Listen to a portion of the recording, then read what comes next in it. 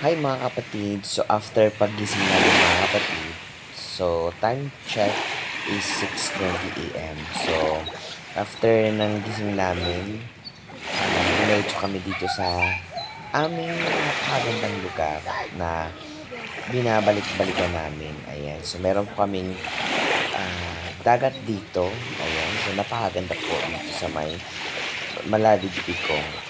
Dito po ako lumaki. Ayan, so itong dagat na ito ay napakadaming kahoy dito at dito kami naliligo.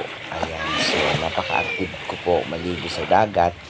At sa lugar na ito, ang unang pangkabuhayan dito ay farming at saka fishing. Ayan, so napakadami pong masarap na isda at malalaking isda dito sa dagat na ito.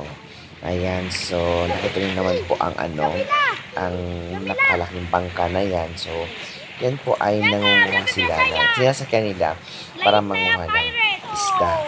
Ayan, so napakasaya po dito sa aming munting bayan ng Barangay Maladig, itong Lanao del Sur.